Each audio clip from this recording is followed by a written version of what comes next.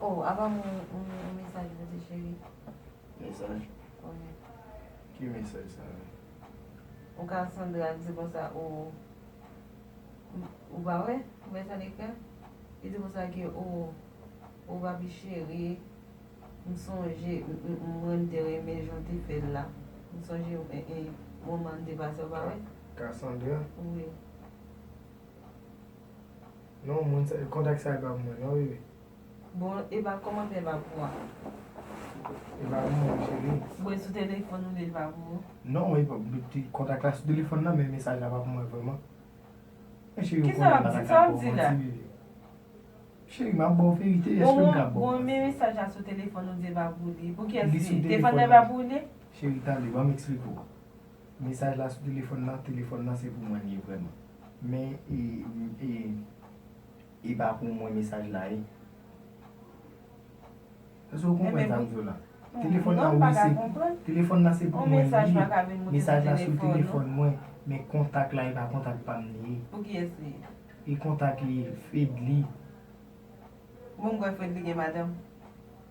Fed li gen madame chéri, men li gen san zamin de yo, li gen fi de yo. Pou fi ave kri pou di pou sa li sonje mouman de basa aven yo? Ou, ebyen, e mwen men wap ouvre pou mesaj la pou mwen bagye madame mwen men. Oh non, oh men mwen sou telefon mwen.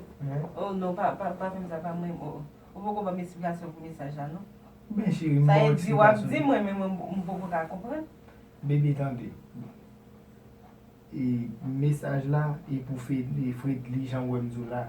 Paske kontak Cassandra e li menm ki mette sou telefon mwen. Menm chante ka gen telefon nou la e pi yon fi mette yon kontak sou li.